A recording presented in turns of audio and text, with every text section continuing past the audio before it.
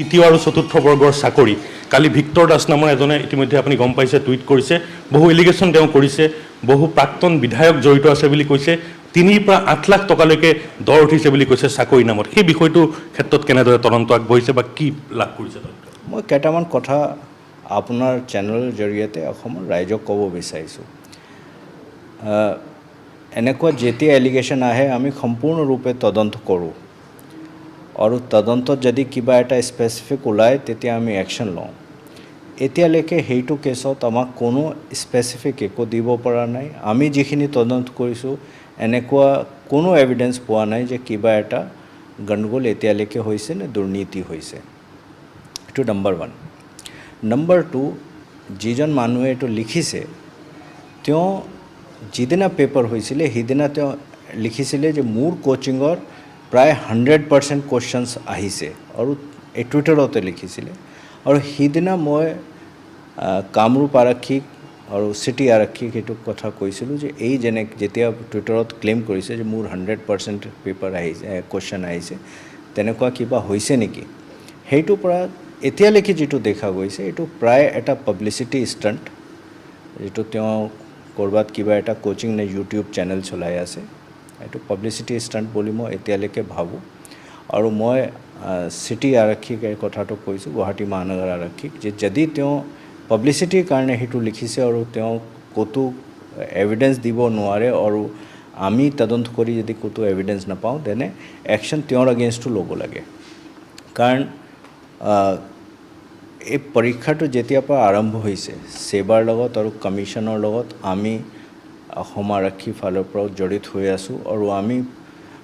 নিয়াৰিকৈ ক'বলৈ সম্পূৰ্ণ চেষ্টা কৰিছোঁ আৰু মই আজি ডেটত চিয়'ৰ যে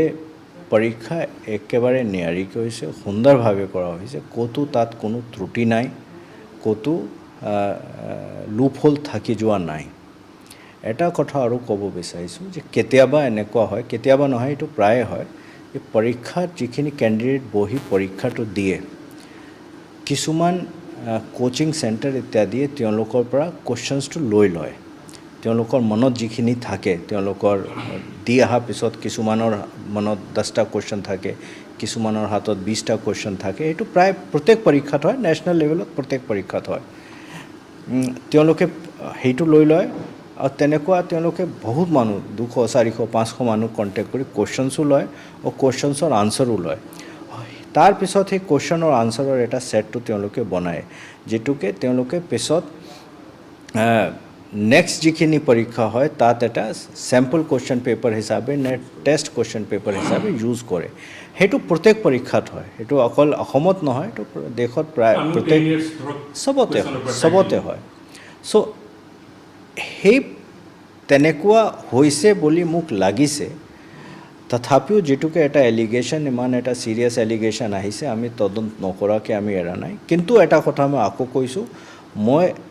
আজি ডেটত একদম 100% চিয়'ৰ যে পৰীক্ষা নিয়াৰিকৈ হৈছে সুন্দৰভাৱে হৈছে ক'তো কোনো দুৰ্নীতি হোৱা নাই আৰু যদিহে সেই এলিগেশ্যনটো পাব্লিচিটি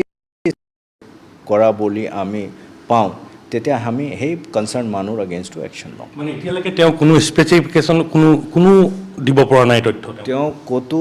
মানে তথ্য দিব পৰা নাই আৰু তেওঁ যিখিনি কথা আমাক কৈছে এইখিনি আমি তদন্ত কৰি মানে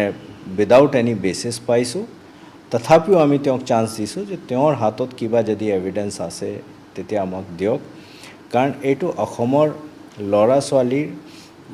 ভৱিষ্যৰ কথা আছে আৰু মোক এনেকুৱা লাগিছে যে সেইটো এটা পাব্লিচিটি ষ্টাণ্ট আৰু 2 নম্বৰ এইটো পানী ঘোলা কৰিবলৈ চেষ্টা কৰা হৈছে